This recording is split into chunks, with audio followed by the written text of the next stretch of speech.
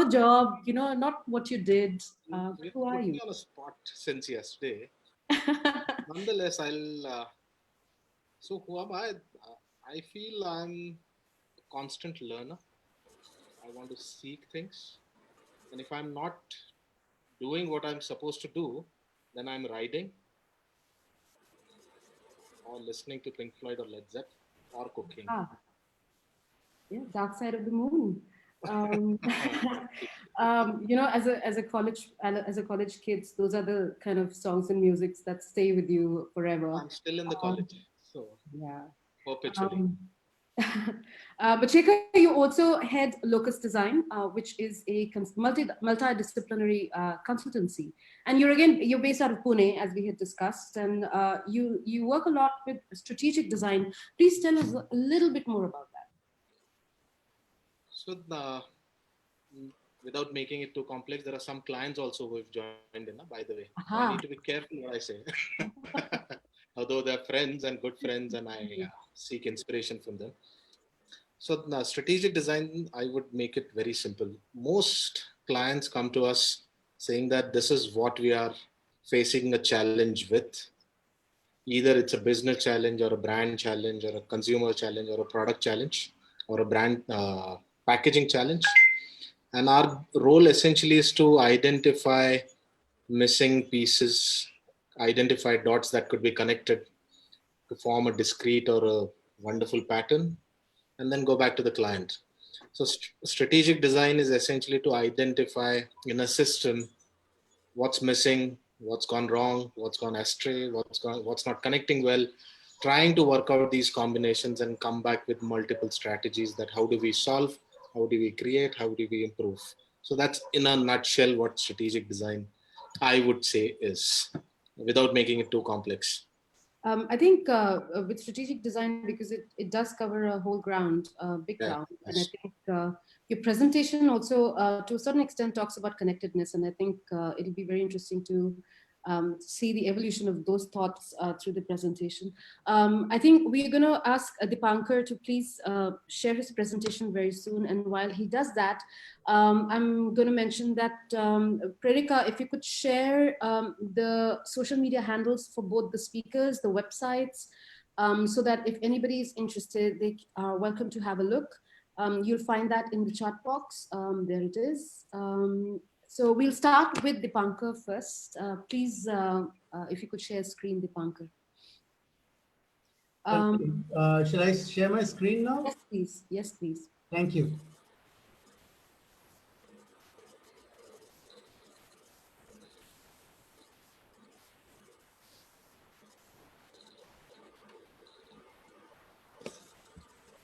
Deepankar, I think that's the last slide. You might need to switch to the first. Oops. Yes. If anybody has more questions or inquiries about Design Lounge, please, you're welcome to write into designloungeindia@gmail.com. The email link will be shared in the chat box below.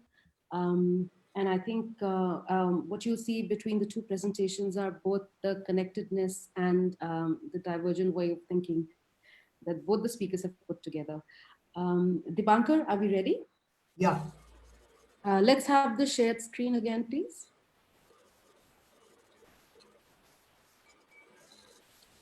Think a mental drum roll, guys. Ta-da! Okay, let's go for it, Deepankar. The stage is yours. Right.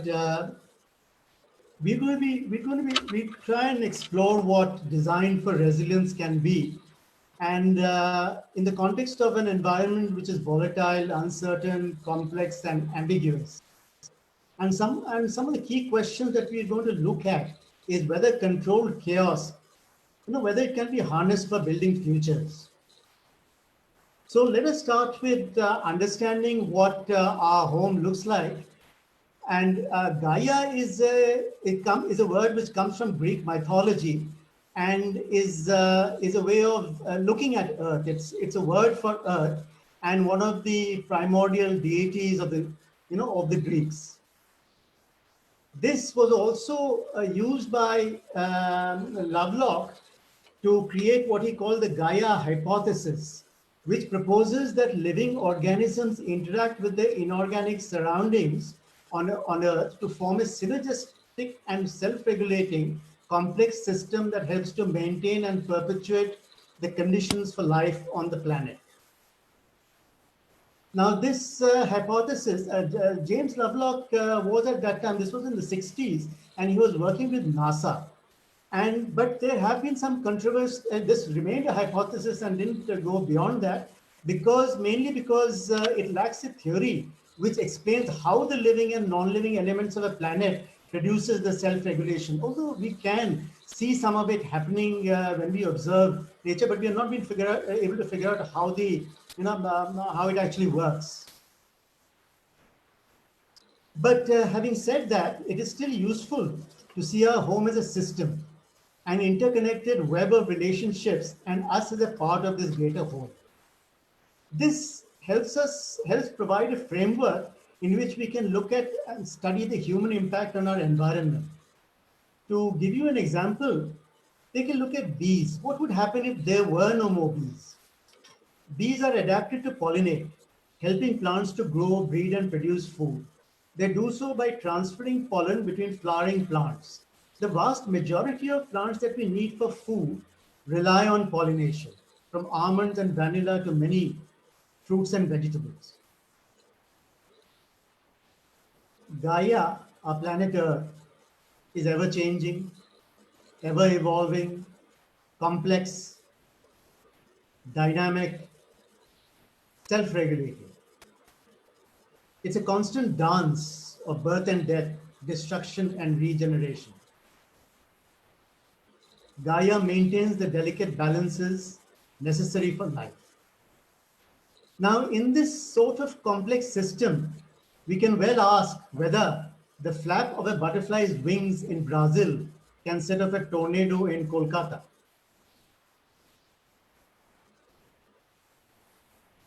For this, to try and answer this, to try and understand this, we need to take a look at the science of chaos, which is really the science of surprise, of the non-linear, of the unpredictable.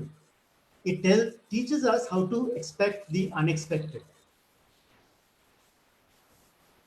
Chaotic behavior exists in many natural systems, including fluid flow, heartbeat irregularities, weather, and climate.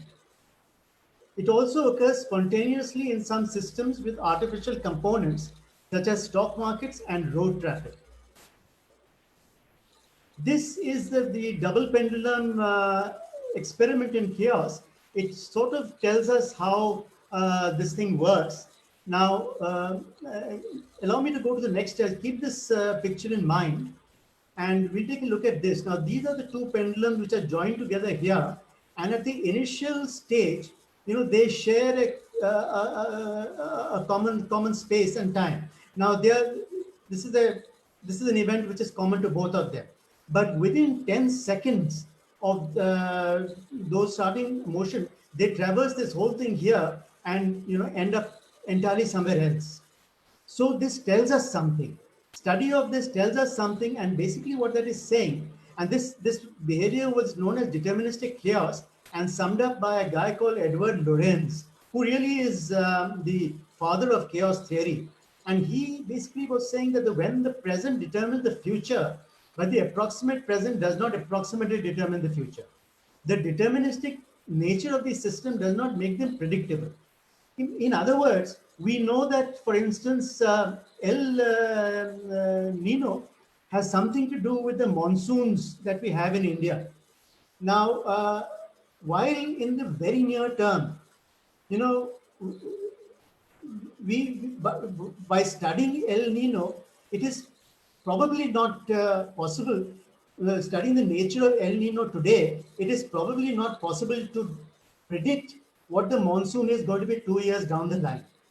Because although we know that there is a connection, although we know that the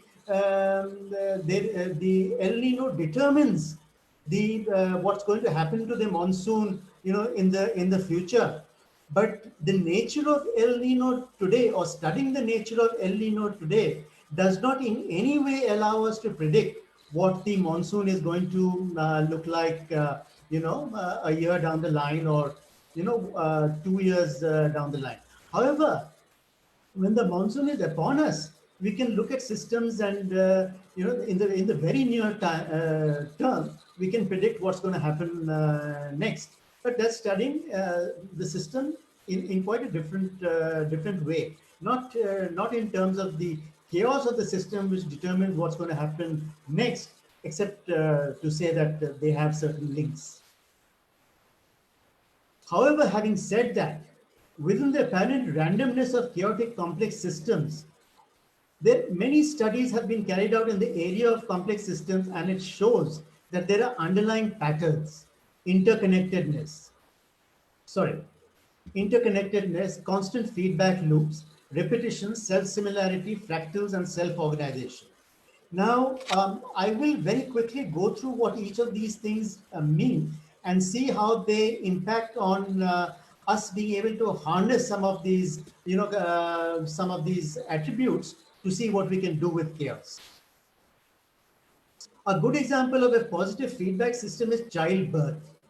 During labor, a hormone called oxytocin is released that intensifies and speeds up contractions. Now, this is how it happens: receptor, control sector, center, and the effector. Now, this is what makes it happen. Now, this happens because of feedback, the feedback system in our bodies, which is a complex system. Now, this is very similar to also how you get your money from an ATM. Now, before the ATM can dispense money to you, you need to put in your card, and through a series of feedback loops, in which both the ATM interface and you are going to interact until the bank is able to verify that it's you and that there is a balance available in your account and actually give you the cash. Now, this sort of a thing is called, a feedback system, and complex systems are full of these feedback systems. Let's try and look at something else called self-similarity. Now, objects are said to be self-similar if it looks roughly the same. Now, within this, let's take a look particularly at fractals, which is a class of self-similar objects, which is a never-ending pattern. Fractals are infinitely complex patterns that are self-similar across different scales. They are created by repeating a simple process over and over in an ongoing feedback loop. Something like this. This is a Nautilus shell. And as you can see, across different scales, it's the same thing, it's the same pattern. Now, of course, this follows a mathematical pattern, and there are numbers which actually have been, deciphering this. The other thing that we need to look at is self-organization. And it is in the sense that it's used in natural sciences. It means the spontaneous creation of patterns in space or in time in dissipative systems consisting of mainly individual components. Now, it happens in the examples of self-organization would include crystallization, thermal convection of fluids, chemical oscillation, animal swarming, and neural circuits. Now, an example of this would be the V formations created by a flock of birds in flight. Now, nobody is telling any individual bird what to do, but they do self-organize to form a most efficient formation for whatever that flock of birds is doing. Now, this property is actually called self-organization, and this can be found in complex systems. The behavior studied through the analysis of a chaotic mathematical model can be studied through a mathematical model. Now, I will not go too much into this because it's full of maths, and I do not really understand it. It's full of equation maths, or through analytical techniques such as recurrence plots. Now, Poincare maps the kind of recurrence is a kind of recurrence plots where space, not time, determines when to plot a point. Now, it's a technique of mapping nonlinear data analysis, the visualization of a square matrix, and they look like something like this.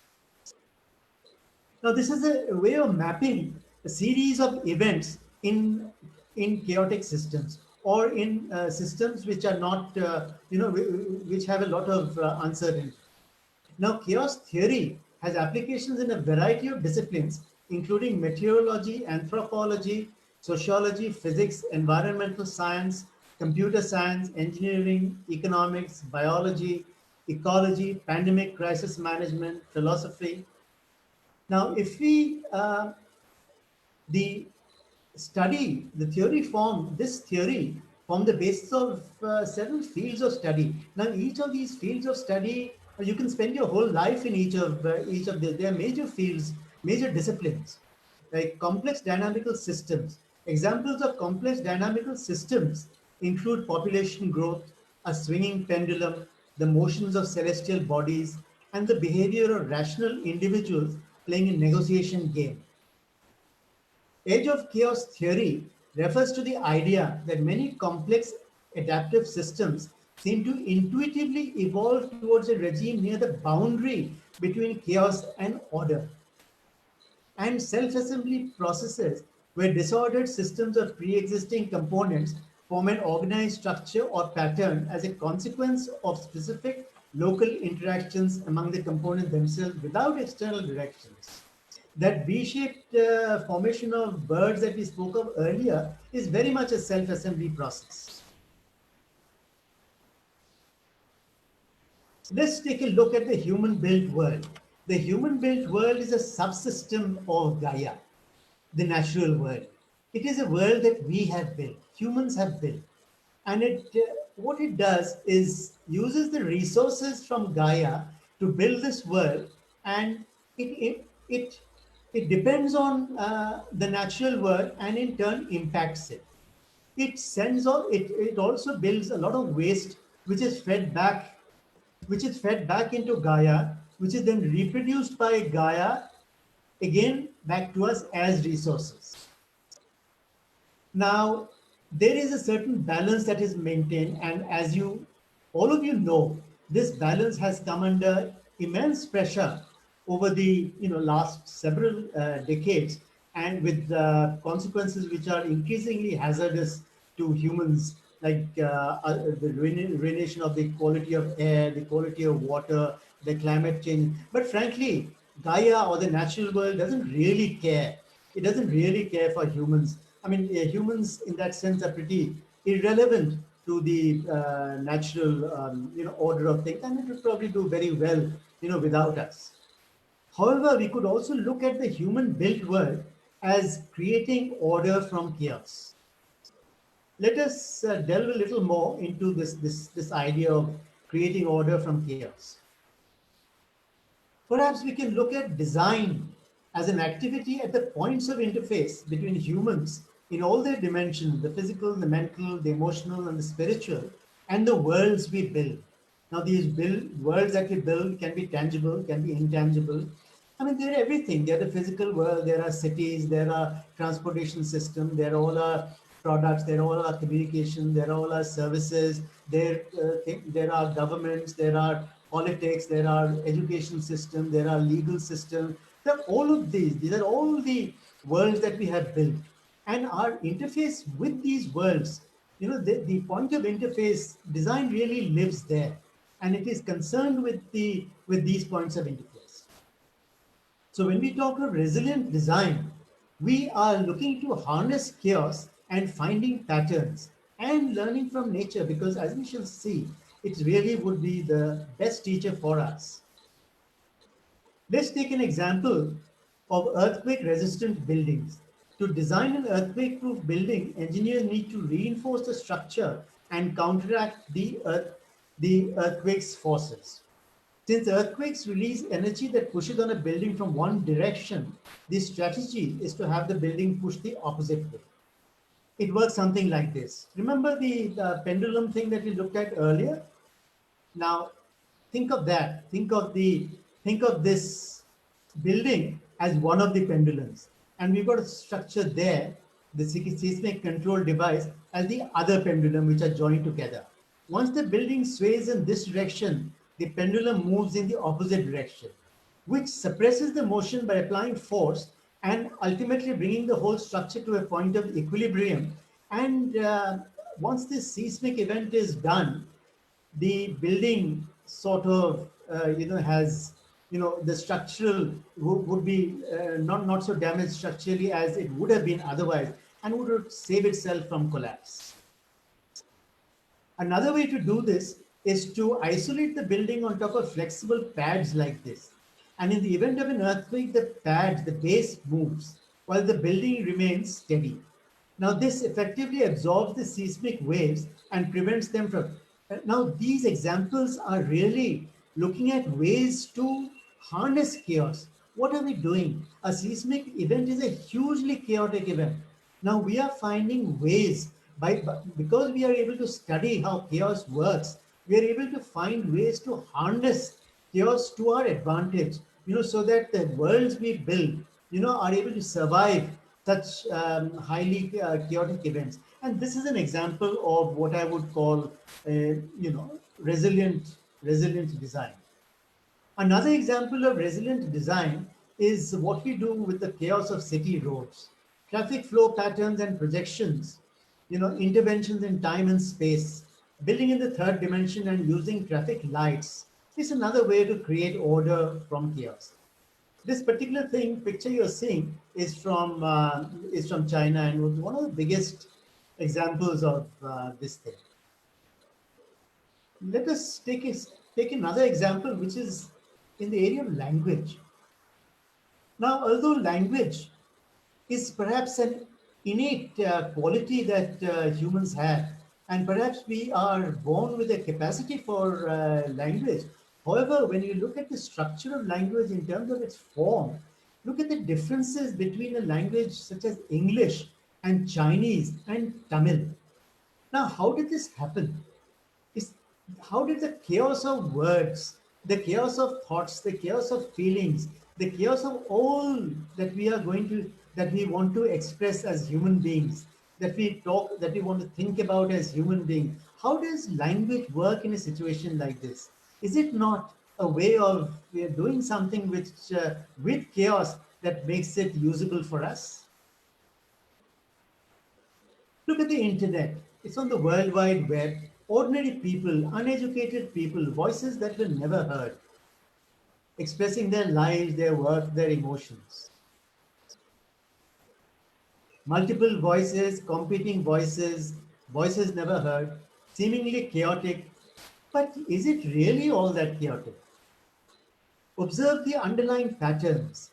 Observe the self-organization. Observe the meta messages that we get. All our information, all our sense-making is increasingly happening in this space. How does it happen? How does so much of chaos, give us meaningful information? How do we use it to create order? I keep going back to learning from nature because chaos is so much a part of nature, and chaos is there in nature, and it is what all of you must have heard of how the universe is entropic, and that is where chaos resides, and everything that we do is really trying to make some sort of an order in it. Take a look at evolution, and this is completely from nature. Look at the forms. Look at the diversity, the complexity, the synergistic and self-regulating mechanisms that play here. And you just have to look at it and marvel at what is happening over here. This is making order out of chaos at its very best, at its peak, at a level that you and I can't begin to comprehend and imagine. Although we try to do that all the time, and that is what knowledge is all about. Increasing the frontiers of knowledge is all about.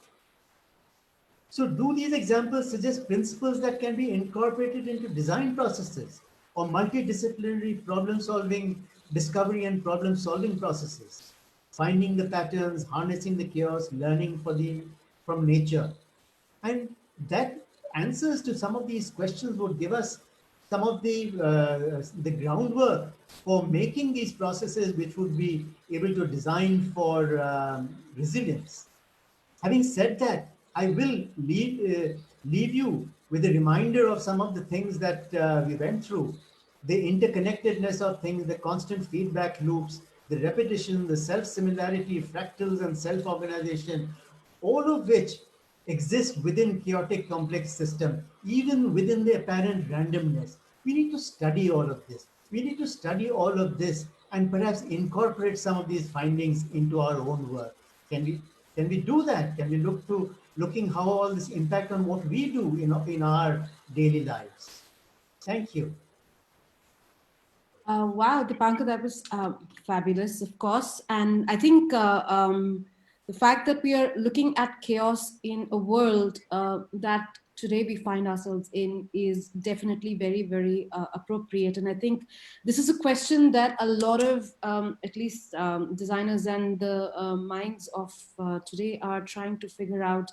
So Deepankar, I have a couple of clarifying questions for you. Yeah. I think one of the things that came to my mind when I was looking at your presentation was that there are two words that come to my mind. So one is the unpredictability that you mentioned of certain systems, and the other is whether they are random or not. So is there a difference between randomness and unpredictability when we're looking at chaos and studying chaos, or are these two things the same? Random simply means the absence of any discernible pattern. So if you're looking at a series of events and you can't discern a pattern, then we would say that these are random events. Now, in the short term, in the next few seconds or the next few minutes, you can actually also determine where a random event is going to develop. For example, that swinging of the pendulum, can be a series, but in the next few nanoseconds, because of the laws of nature, it's going to continue in a state of wherever it's going. Although this does not tell us, what is going to happen in a larger time frame. So, and the other thing that you spoke of, the unpredictability, studying these random events can no way tell us the situation or the attributes of whatever is going to happen down the line because of these random events. So in that sense, you cannot really predict what is going to happen because of these random events. But studying these random events can tell us in the very, very near term, in probably sometimes in the nanosecond frame, where it's going to go next. So in that sense, they are connected, but they're not really the same thing. One has to do with patterns, within a series of events, and the other is in the area of predicting phenomena. Absolutely. So similar to, let's say, you can study the El Nino now, and look at the patterns happening in El Nino now. But can you really say, can you really give me a picture of what the monsoon, sometime down the line is going to be like? We know there's a connection, but it's hard to really picture what that will lead to. So I would say that really is a difference. And because you mentioned that we need to study patterns, you've talked about self-similarity, repetitions, feedback loops, self-organization. This sort of require almost like a metacognition for a designer today to be able to understand and interpret. So for a young designer, perhaps listening to all of these things and even researching some of these things, what would you suggest the students need to, and even designers need to start doing to equip themselves to deal with a more and more chaotic world that we are living in? Yeah, I think we need to look at the paradigms within which each of us function, and what that essentially means that essentially all of us function from a paradigm which is being handed to us because of where we were born, the families we were born into, or the schools that we went. Now, including who we think we are. Now most of the attributes of that paradigm have been taught to us. Now that's unfortunate because what you're doing is you'll never be able to break through those, that paradigm, and you're never going to be able to look at reality as is, except through the lens of whatever socio-cultural or family upbringing you've had. I mean, you were born and someone told you what your name is, what your religion is, what your, what your, in India, what your caste is. And that begins to tell you what you're going to do, how you're going to behave. Then you go to school and they tell you how to look at things. And basically, by the time you become a young adult, you are hardly functioning as anything that is up to your full potential. You're basically a humanoid, a little better than a robo or some sort. Now, I would entreat everyone to try to look at their paradigm from a different perspective, and that means breaking this paradigm at some point and really looking at the world in terms of systems, in terms of relationships, and how we are but a small part of this whole, and how for instance, I, the worm, the bird, the other person in the room, and how we are interconnected and influence each other, and all of this together is really creating realities that none of us can really fathom in its objective sense, although we try and do that, all our knowledge tries to do that. But at the end of the day, the reality is something in our heads.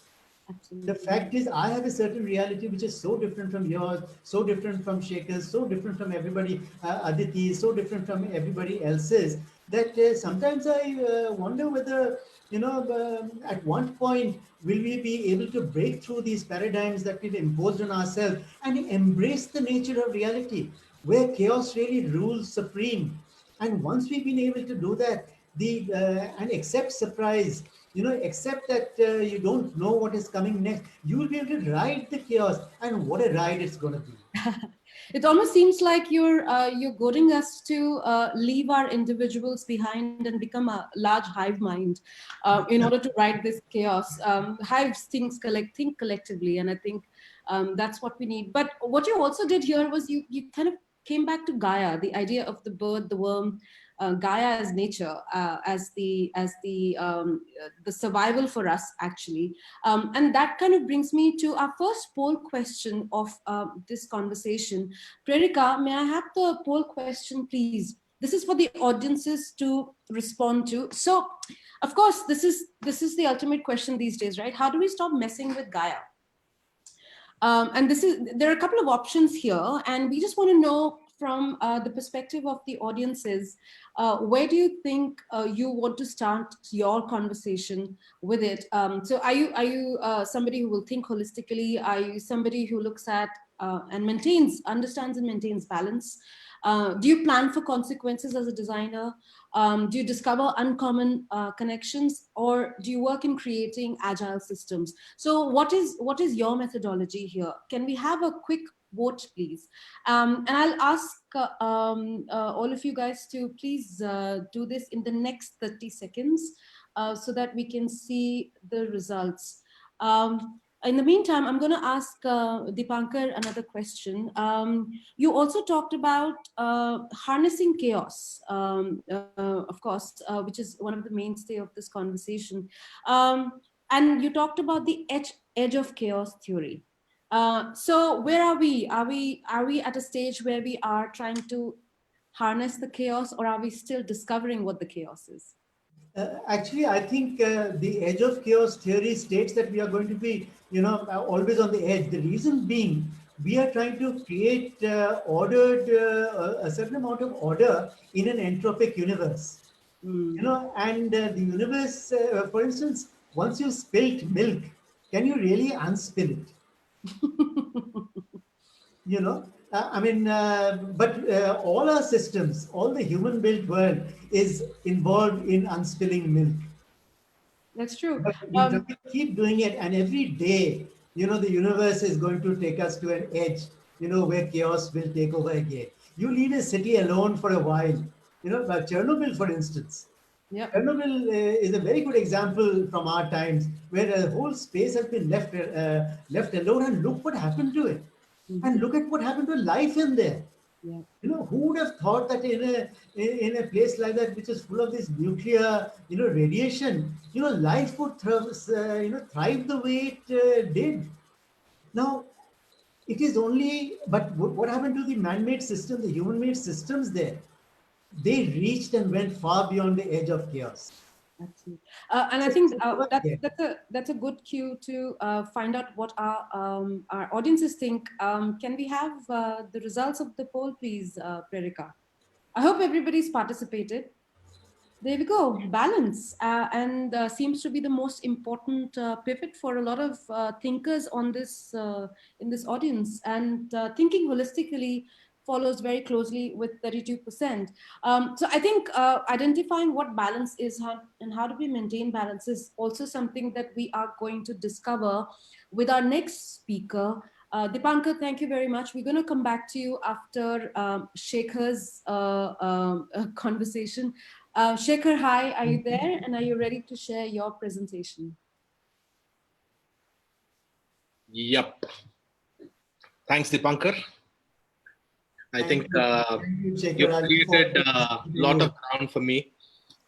I look forward to seeing your presentation. Absolutely. So Shekhar, over to you. Please share your screen. 1 second. Here we go.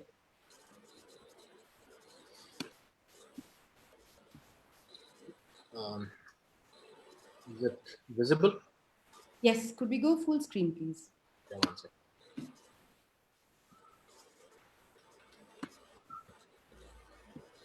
Yeah.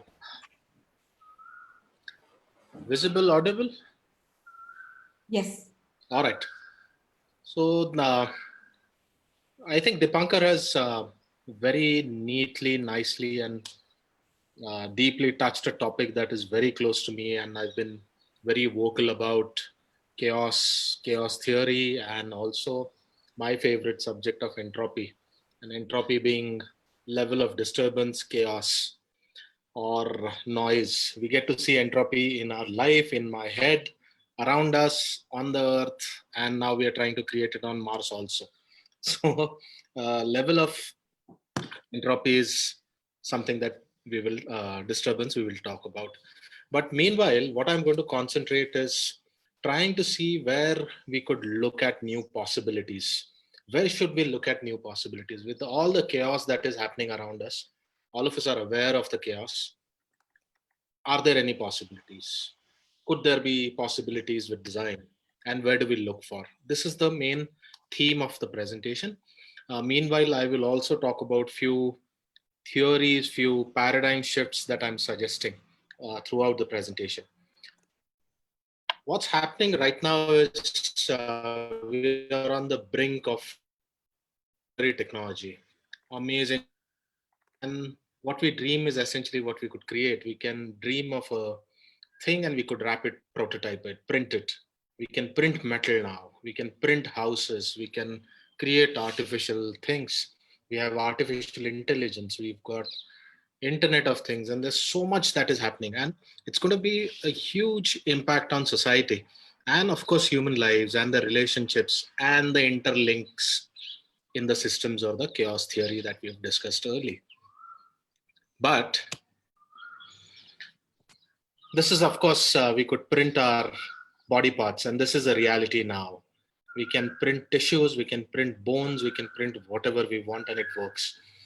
We are also, China, by the way, has, by the method of CRISPR, there's something called as CRISPR, they've cloned human embryos also now, and which is a top secret thing that is happening in China, that they're trying to clone and modify genetically human beings. So this is all reality. But unfortunately, let's talk about India. Within India, there's a tremendous organ shortage. 5 to 42%, which is a massive number of organs are illicitly purchased. They are trafficked. They're sold illegally. We know, we have heard of these cases in India. This is what the reality is. 1/5 of world's population is going to lack access to secure, adequate, and affordable housing. In the world that on one end of the spectrum, we're going berserk with technology. We're going probably to the Mars. On the other end, we've got fundamental issues. And this is the dichotomy that design works with. This is where the design or designers work. They work at the probably the thin line between this and that. And this is where design comes into picture. Bill Gates, in one of the World Economic Forum's famous said that all adults, if they know how to read, there will be no poor countries anymore. And which was a sweeping statement. But reality is, we know that 1.3 billion people live in extreme poverty. And this is UNICEF data. Unfortunately, 2,200 children die every day because of poverty. Now, again, a dichotomy, a paradox. And this paradox is what is very important, interesting, and challenging. As a civilization, we virtually can live off renewable, clean, 100% green energy. But we know what we've done. We're still facing enormous challenges in terms of global warming. So what I'm trying to say here is that one end of the spectrum, we have fabulous things happening. On the other end of the spectrum, we are not looking at reality. And this is the paradox that I'm concerned about. This is where design has to be. Design has to connect these two things. So what famously Einstein said is that we cannot solve our problems with the same thinking we used when we created them. Now, this is an amazing statement. This is most important quote probably by Einstein. There's one more coming up. But I feel that this is what makes us realize that what we created our problems with, we need newer tools, newer techniques, newer design processes, newer paradigms, newer approaches. So the presentation now onwards will be about approaches. We need to look at newer approaches. We cannot be stuck to what we've known for so many years. Design is another discipline where innovation can happen, should happen, and designers are probably the people who would want to jump, take the leap of faith. So Einstein said, of course, insanity is doing the same thing over and over again and expecting different results. We need to get away from this, and we need to understand what needs to be done, how it needs to be done, and most importantly, why it should be done. So my role, as Srishti asked, what is your role? What do you do? So my job or my role in my career has been to solve complexity, to reduce entropy, and make things simpler. And that is what I'm trying to do all these, 20 years. So as I said, entropy is level of disturbance, and we are probably at the brink of collapse. And hence onwards, we're going to see collapse, or we're going to see excellent technology with no use that is going to happen. So we need to look at newer paradigms. We need to look at radically new world. I frequently ask whoever I meet, and I ask them, what is the future that you look forward to? And most people have no answer, and which is so unfortunate.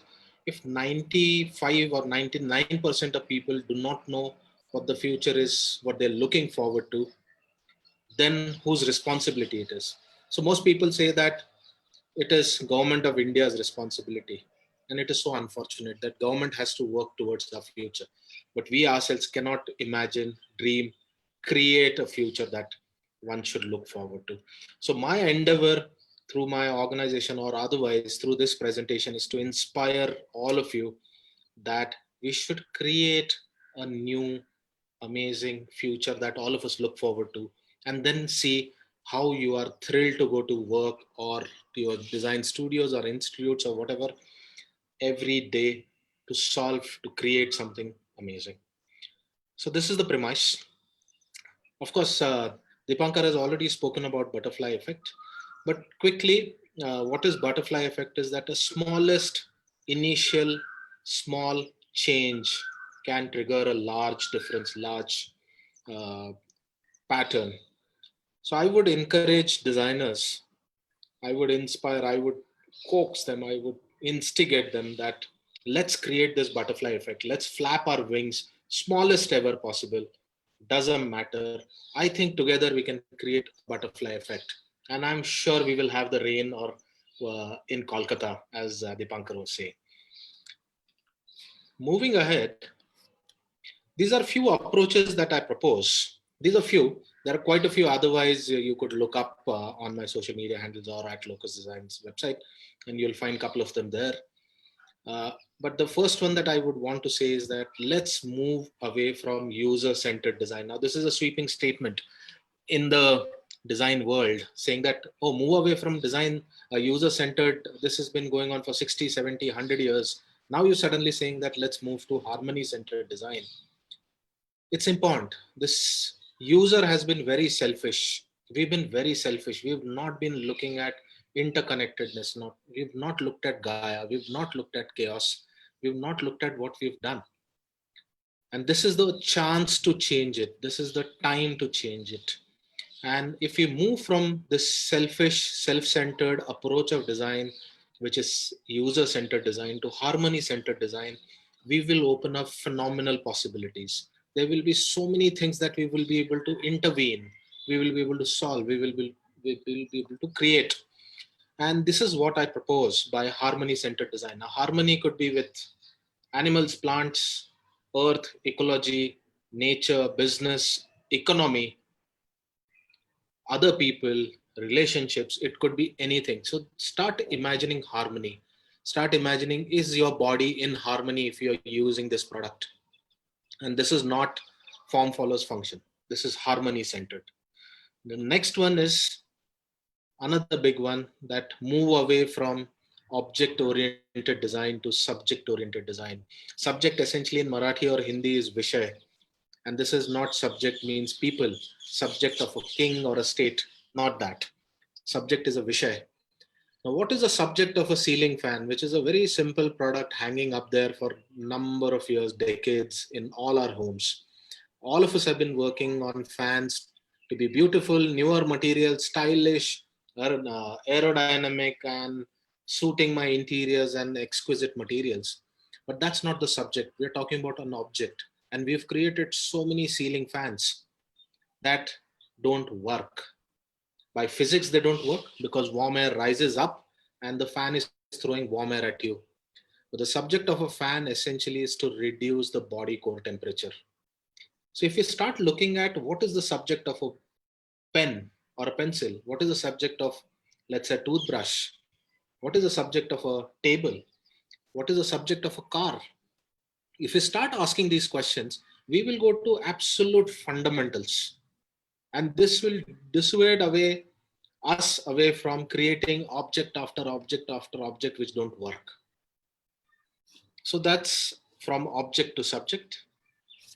Another big one, which is form follows functions, 70-80 years back, was coined, and then it is used till date very vehemently. But what I'm saying is that let's move away from form follows function to function follows purpose. And purpose is way larger than function. Function is again object oriented. Purpose is subject oriented. I'll give you a simple example. Your mother also makes amazing thali. She cooks food for you. And a restaurant also does that. But the only difference is the purpose. Mother's purpose is to nourish you. Restaurant's purpose is to earn loyalty or make money out of you. So if you look at every project, every challenge, opportunity from a purpose angle and not from only functionality. Of course, after purpose, you have to look at functionality. Functionality cannot be ignored. Form cannot be ignored. But let's first look at purpose, not function. Let's not correct things. Let's create things. And of course, a famous quote by Buckminster Fuller, that we need to break down, we need to throw away, we need to challenge existing models. Coming to my favorite topic is about design for collapse. And this is something that I've been really, or design for entropy, design for disturbance, design for destruction. My simple idea is that the way leaf withers off, falls off,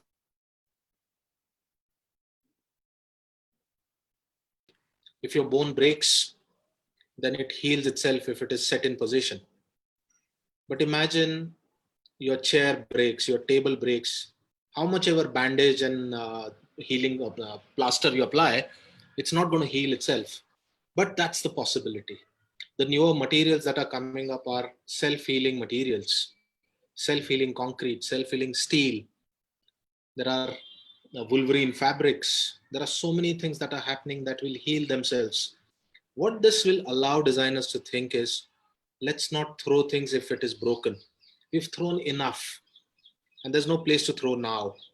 We need to look at prolonging the life of objects, creating not only materials but stories, philosophy, rituals around products so that their life could be prolonged, so that we don't throw away. Imagine a Lego kind of chair or a table. If a table breaks, can it become two chairs? If two chairs break, can they become four stools? And if four stools break, can we use those planks the way Lego blocks are used? And this is the way designers can think. This is the way designers can stop throwaway culture. Few examples that one could look at through nature, man-made systems. I will quickly take you through these examples. But one could look at nature, sciences, philosophy, man-made materials, objects, etc., products.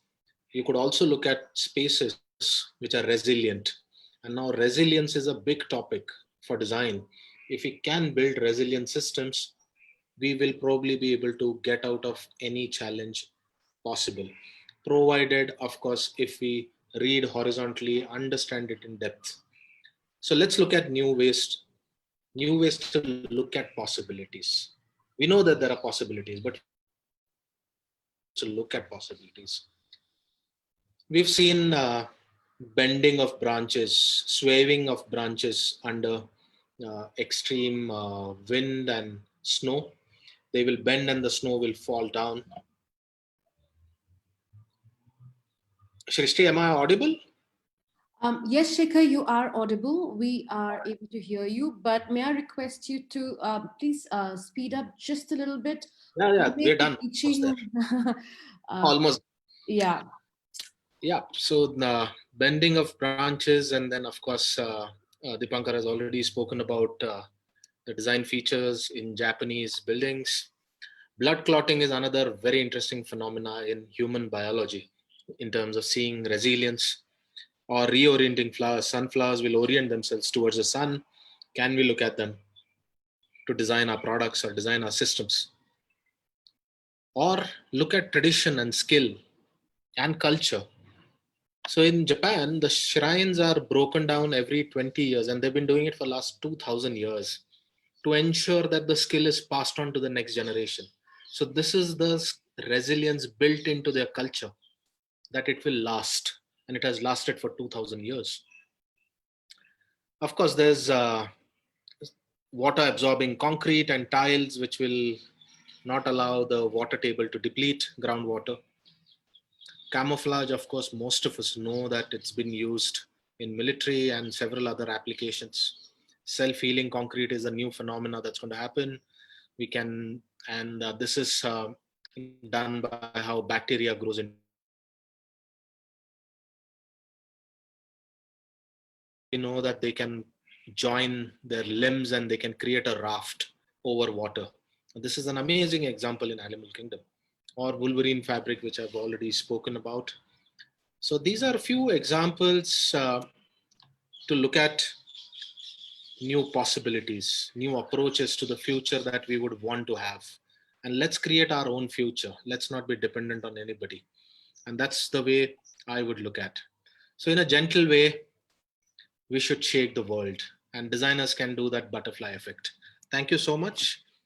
And I hope I have not been over time too much. I think we are okay.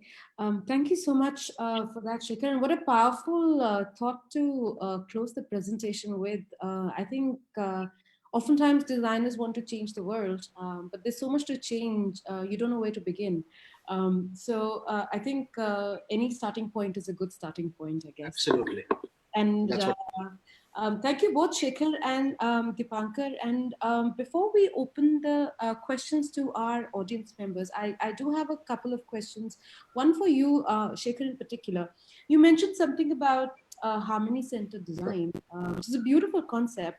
But at the same time, Deepankar shared a natural unpredictability of outcomes. So as a designer, how do you align these two divergent ideas to create something? A complex question and a long answer, but I will try and be succinct as far as possible. So, see, one needs to, of course, understand and study a bit on systems thinking or nature of complex systems. And if one understand what are the linkages and what affects what, one will be able to predict to a certain extent, whether it is a short-term view or a long-term view.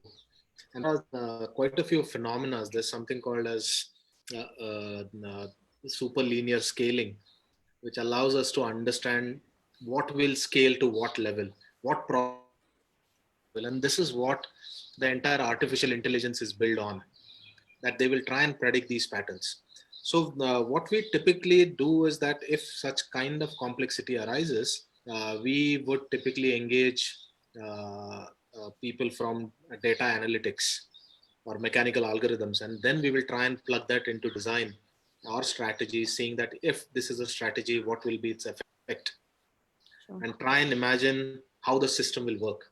So it's slightly complex in terms of how it works, but not everything you have to do. There are quite a few people who would be able to help you out in a situation like this.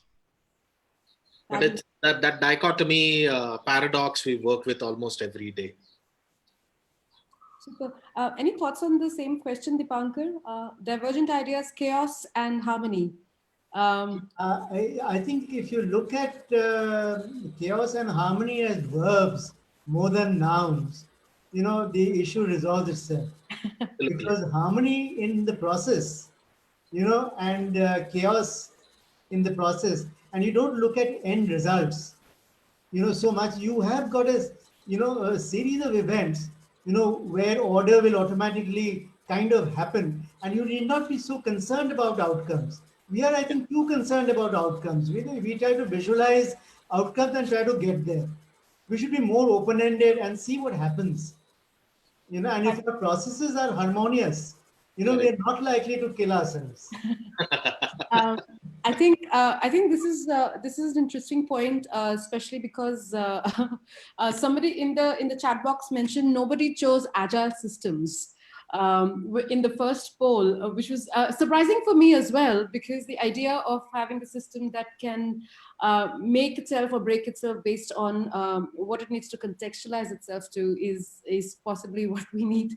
But interesting that nobody chose that. Maybe I'll pick your brains on that separately.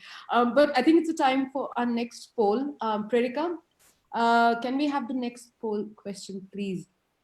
And this relates a lot more to what Shekhar shared in his presentation. Do we have the poll, Prerika? So let me read out the question. So if you're talking about that, we shouldn't worry about the outcomes and look at the approaches and systems and figure better ways of finding a way. So what are you most likely to explore to design for resilience? This is for our audience. Is the butterfly effect the starting point for you? Biomimicry, design for entropy, harmony-centered design, or design for purpose? Let's see what the audience is aligned to. We'll see whether they agree with you, Shekhar, or not at all. Who knows? This is the litmus test. I have an option of saying all of the above. Maybe we'll see what the audiences say. So I think we can open to the audience questions, please. Aditi and Prerika, are there any questions that you'd like me to take? There's one that's come from Aditi, actually. And I think this is for Deepankar. She asks, what aspects of Gaia theory can be applied to something like reliance on overconsumption? Reliance on overconsumption? On overconsumption. Yeah. Reliance means... pardon? Reliance is Reliance Industries or Reliance otherwise? Sorry, Deepankar, please go ahead. Overconsumption, basically by overconsumption, I presume you mean when the system's been, overloaded. And if that is the case, Yes. then Gaia has a way of letting you know, and I suspect the presently what is happening to us with climate change, with what's happening to our water, with what is happening to our air, and perhaps even this present viral thing that we've got going is Gaia's way of telling us that you've gone into an overconsumption mode from which you better retreat real quick.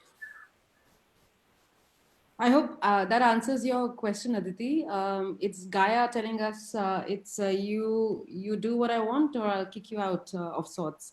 That's an interesting approach to understanding what's happening to us. And I have one more question to both our speakers. I mean, of course, we're talking about COVID-19 at the moment, and it is an unpredictable situation. A lot of people are struggling to figure how this is going to transpire in the next couple of months. And no one can really predict what's going to happen. Nobody can say for sure that this is the way we're going to go forward. So I want to ask both of you, from your perspectives and what we've talked about today, how can we help designers to find the way forward? Shekhar, would you like to go or? Srishti, I couldn't hear you well. Sorry. My question is that considering that we are living in extraordinary times of the COVID-19, for example, where everything is so unpredictable, what can you recommend or how can you help designers to find the way forward? All right. Deepankar, you want me to go first? No, it's other way. It's up to you. If you want to go first, go. Otherwise, I can go. What's up to you? Your choice. The ball's in your court. It's not the things rolling. For designers, I guess this is the great opportunity, and this will come once in lifetime. I see this as a positive event rather than a negative event to learn from and to choose what we want to do in the future, and kind of future that we would want to build. So what I would want to suggest to the designers is that please open up, please learn, understand how all of this is interconnected, how this thing is going to shape. And if you have to do something, if you want to create something, you need to understand these systems. That is one aspect. Second aspect is personally, people feel that, Arey, main kya karunga? I'm just a small thing in the whole world or the system. That's something that we need to get out from and start doing the small butterfly effect of your own, small little thing, and it will help. Thirdly, you should look at resilient systems all across you, around you. Your body itself is so well a designed system. And there are quite a few things that you could observe in nature or otherwise, learn from it and try and apply it into your project or your work or your profession. So these are small little things that you should do to start with. I'm not proposing anything that will be earth shattering to start with, because that is where people are reluctant, saying that, oh, no. I'll give you a very small example, Deepankar, and then you could take it over.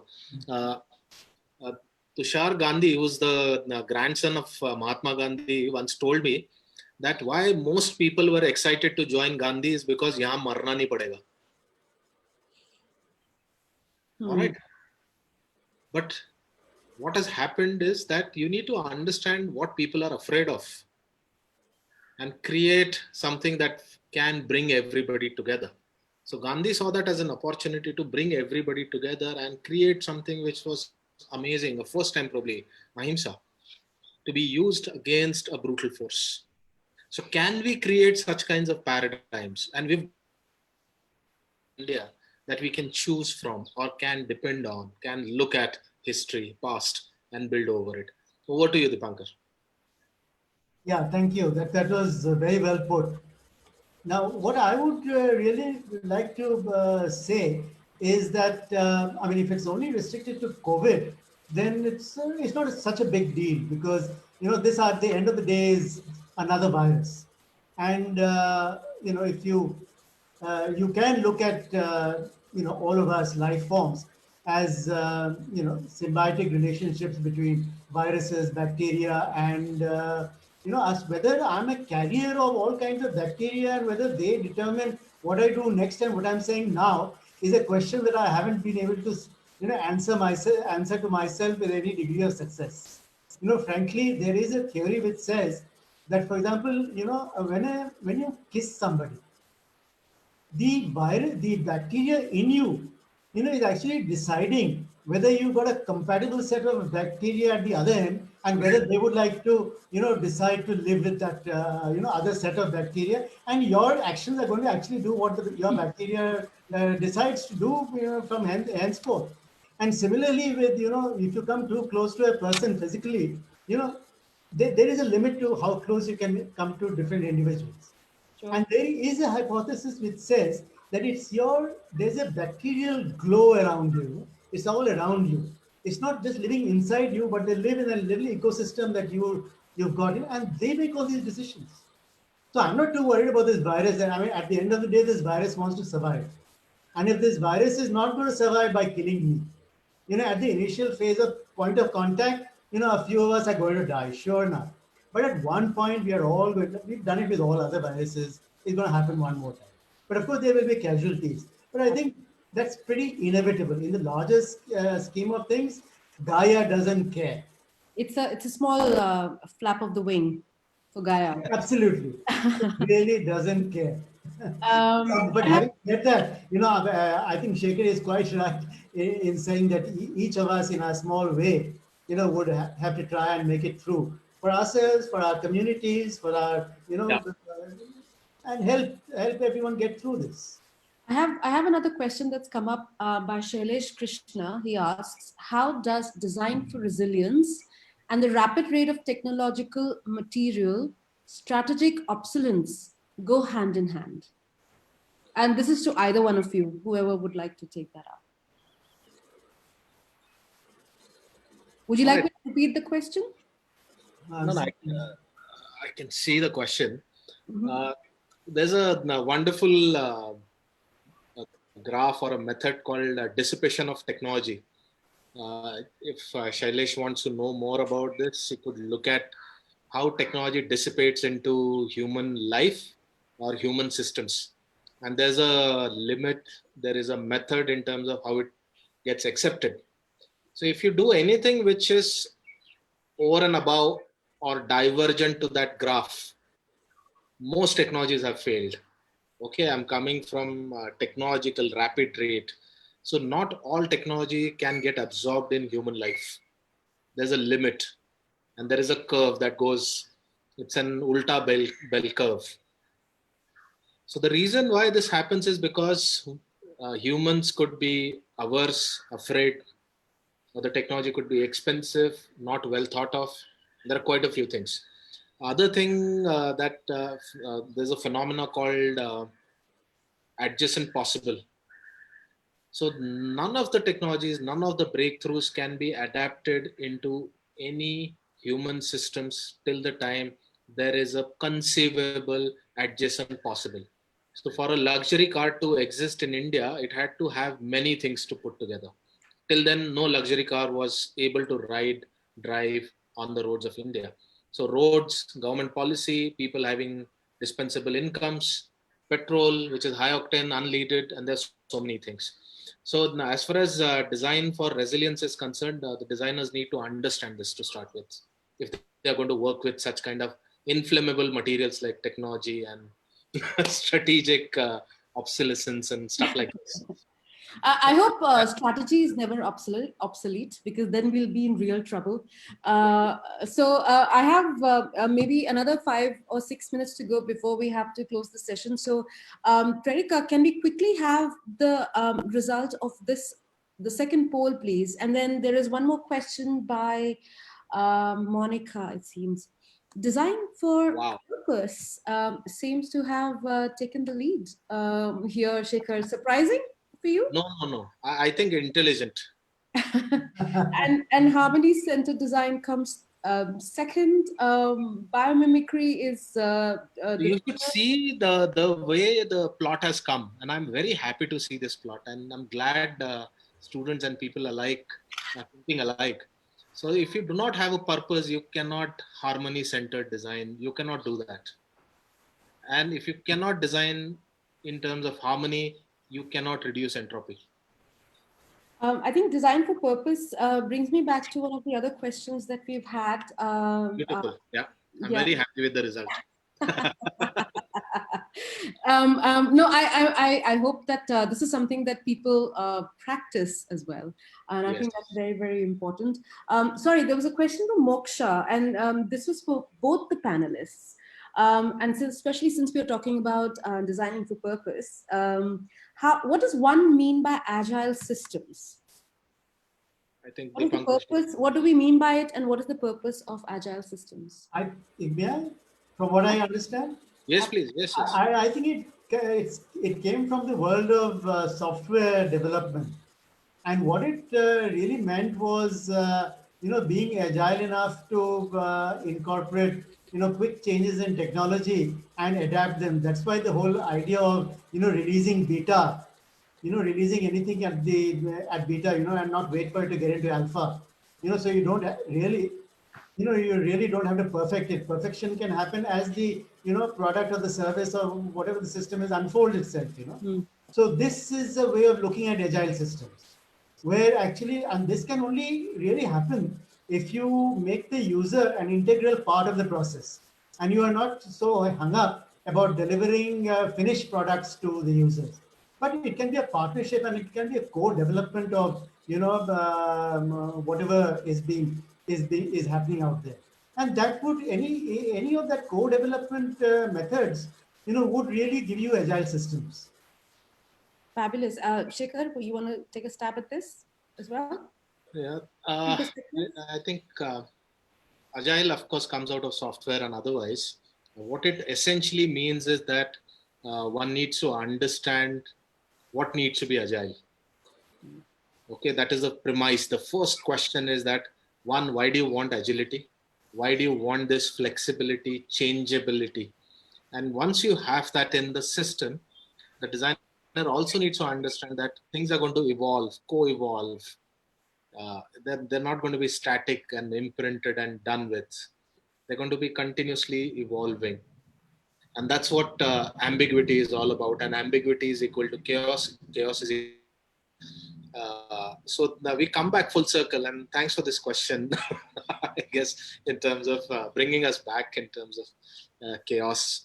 And if you can manage chaos, you're automatically agile. Fabulous. I think that's a very wise way of putting and bringing. You've done my job for me. Actually, I don't have to conclude. I don't have to conclude this session at all. I think that's very, very important. We have purpose. We have agility, and through ambiguity, and therefore we have solutions through chaos. That's excellent. Can I invite both of you to perhaps share one key takeaway before we close the session? We've talked about many, many things, many complex things, and I think definitely given our audiences, lots and big chunks to chew on, to think about, to ruminate. And definitely I encourage faculty and students to discuss these things in the classroom, because I do believe that the new generation needs to start from this point, really. They're in the thick of it, and they're also responsible for the future that we're going to see very soon. So takeaways very quickly. Shekhar, would you like to go first? Yeah, I don't mind. So my takeaway, or my one single thing to all the designers, would be that let's not hand over our future to somebody else to imagine it. Let's take a charge. Let's look at newer approaches, possibilities, be agile, understand in depth, explore, break down all the paradigms that we've learned so far, all that sanskar has happened over us, and we need to look at a fresh, new way of looking at things. Yeah, that's about it. Lovely. New way of looking at things. I do have one last question, if you don't mind. Shall we take it up before we go to Deepankar's closing statement? Yeah? Yes, please. Okay, so this is from Binil Mohan, and this is especially interesting because I'm an academician. How do you see the future of design as a separate academic discipline? And will design schools exist in the future in the current form? Shall I? For me? Either of you. Yeah, for me, it is quite simple actually. I do not, I think design has evolved to something which is no longer a standalone discipline. It is really a process, and it needs to plug into all the, other discipline. And frankly, it is, for the last several years, I have not really been working, in pure, design as a discipline area, including in, in my work with corporations. I'm increasingly working with teams, and I'm increasingly working with developing processes that are, multidisciplinary, and in which design definitely plays a part. But time and again, I find this approach, where a multidisciplinary approach to any kind of problem discovery and solving, is far more effective than what standalone design can do. And I'm beginning to, I'm not beginning to, I have always maintained that design must not be looked at as products. We've gone well past the time when we should be looking at, designing discrete products. We need to be looking at processes. Design in that sense is a fundamental part of, how, the life processes work, how processes in human built environment works, whether it is subliminal or whether it is, actually something that one can study. So I would increasingly look at incorporating something, the world of design and all that we know and all that we are learning about it. It at in universities where we plug in as something that's available to everybody who joins that university. There will very soon come a time when we do not have, standalone design schools and standalone designers, because problems are so complex that you cannot do it from a design point of view alone. You need the engineers, you need the managers, you need the psychologists, you need the sociologists, you need the linguists, everyone to come together and bring their, can you imagine the amount of, the difference in outlook, the difference in perspective, the difference in thinking that all these disciplines bear to, bring to bear on a problem space, or, in any area, and together to be able to actually look at, different possibilities of where that problem can go. And I think that is what the future is going to be. To say that designers alone are going to be sitting in their little offices and, do, human-centered or, harmony-centered or whatever Right. centered problem thing is pretty, to my mind, I'm not in that anymore. It's Not something the I future. can't fathom anymore. We've gone from open your eyes to completely looking at new systems and new processes. Deepankar, your takeaway very, very quickly, and then we close the statement, the session. Yeah, the world that the young, is in and will be in the future, is something that I can hardly comment on. I think I'm a bit, past it. I will never understand it in the, at a cellular level, like they do. So it is a bit, it would be, presumptuous on my part to be, because, when I was young, I hated it when some old fogey came along and told me what to do. So I'm not likely to make that mistake right now. I've said what I had to say from my own experience. Take away what you want. Thank you so much, Deepankar. Just to underline, old fool, your words, not mine.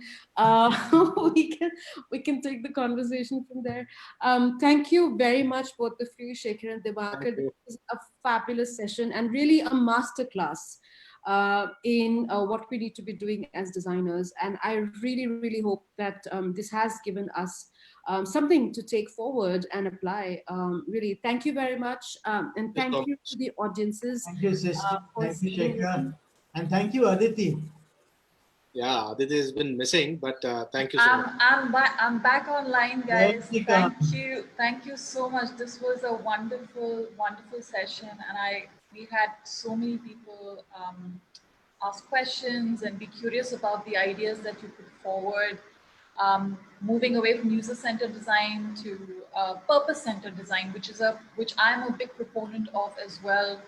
And looking at sustainable systems, which Deepankar mentioned, was something that, because I come from a fashion background, that's a very important thing now, this idea of consumerist culture and moving to a sustainable system. So I'm so happy that you guys have touched upon the same ideas. Thank you so much for your time. And we're so happy to have your design lounge. And it was a fantastic session. So I hope we see you both again very, very soon. And Srishti, thank you for moderating a fantastic session. This was a great episode. Absolutely. And thanks so much, guys. Thank you again from me. I see you guys very soon again. Thank you so much. Thank you. It's been a pleasure. Bye, Deepankar. Bye, guys. A quick note for the audiences, you can catch the recording of the session and please feel free to share them at the Facebook PearlXADI page. Where is the recording available, by the way? I'll share the link with you. Okay, great. So PearlXADI Facebook page, I will share that with you. Okay. I'd also like to mention for everybody that we've added a lot of links to the websites and the social media handles of both speakers, as well as Deepankar's blog, which is a very interesting place to figure out how Indian designers start talking about design, him included, and he has other very interesting speakers on it. So I would recommend everybody check that out as well, just as a parting shot. But yeah, and we're looking forward to hosting the next session of Design Lounge, which is coming up very soon. So please stay tuned for those updates. And I've just posted the link, by the way, for the live video, so you can check that out very, very easily. It will stay there. And you can, in fact, see some of the previous sessions as well, if you're interested. Just search Design Lounge on the Pearl website and you'll see a whole host of videos. We've done 6+1 so far. And they've been fun. I've had fun. Great. Thank you so much, guys. Thank you again. See you, everyone. It's been a pleasure. Bye. Bye.